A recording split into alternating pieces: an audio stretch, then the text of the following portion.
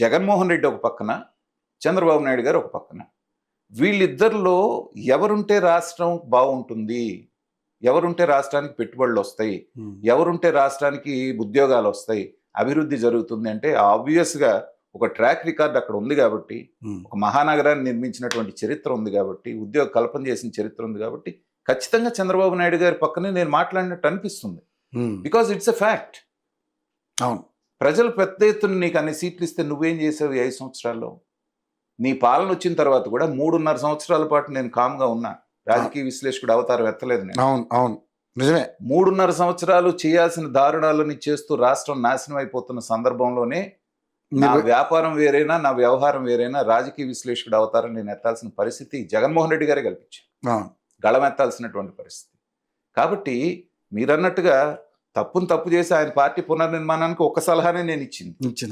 So ప్రజల దృష్టిలో అదే తప్పు అయిపోయింది. అంటే మీరు చేసిన తప్పులు ప్రజల్లో ఎంతగా, మీ మాటల ఇంపాక్ట్ నిజంగా ఆయన మీద పడి ఆయన నిర్ణయం తీసుకుంటాడేమో. లేనిపోయిన వాళ్ళు ఎందుకు వచ్చింది కోఇన్సిడెన్స్ ఏంటంటే, నేను ఆ మాట అన్న తర్వాత ఒక 4 రోజుల తర్వాత అదే ప్రకటన వచ్చింది.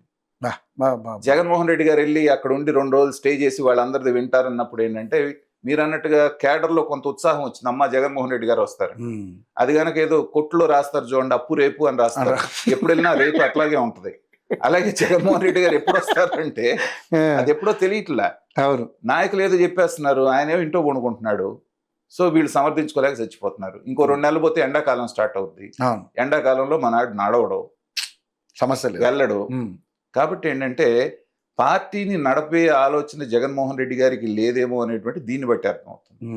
రెండోది, బలమైన నాయకులందరూ నీ దగ్గర నుంచి వెళ్ళిపోయిన తర్వాత నువ్వు అధికారంలోకి వస్తావనే నమ్మకం ప్రజలకు లేనప్పుడు, నాయకులకు లేనప్పుడు కొత్త నాయకులు ఎవరు వచ్చి నీ దగ్గరికి జారలేరు. ఇంకెలా వస్తారు సార్? ఇప్పుడు మీరు అన్ని తానే అనుకున్న వాళ్ళే వెళ్ళిపోతున్నప్పుడు ఇంకెలా వస్తారు?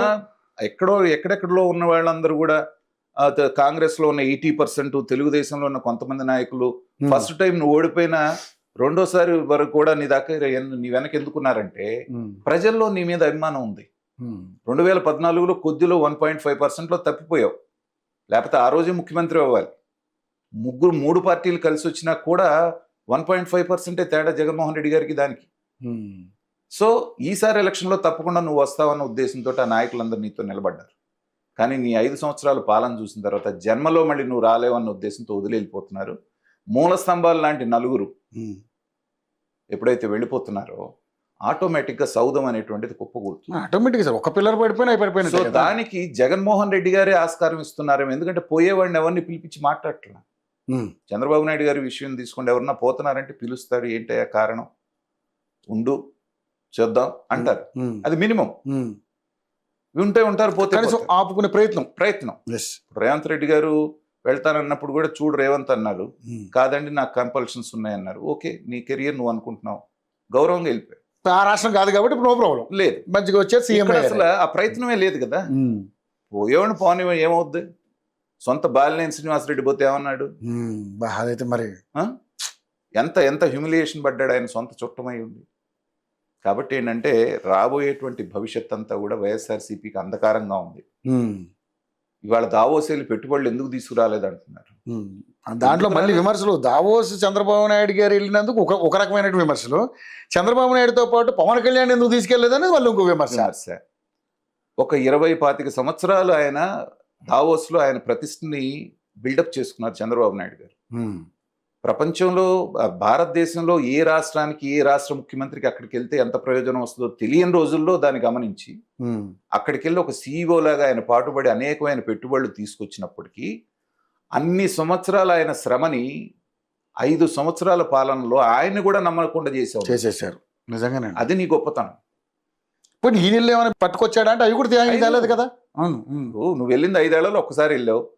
వెళ్తే కూడా ఎట్టుంటుందో ఆ సీన్ ఇప్పటికీ నాకు గుర్తుంది.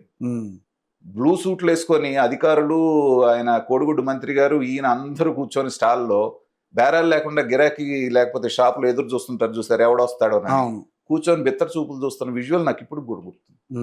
చంద్రబాబు నాయుడు గారు ఒక్క క్షణం అన్నా ఖాళీగా కూర్చున్నట్టు మీకు అనిపించిందా? ప్రతిరోజు కూడా అక్కడ అందరితో, మా డెలిగేట్స్ తో మాట్లాడుతూ. సో పనిచేసే వాళ్ళ వ్యవహారం అలా ఉంటుంది. ఇక మనం ఆ వర్డ్ వాడకూడదు కాబట్టి మిగతా వాళ్ళ వ్యవహారం ఇలా ఉంటుంది.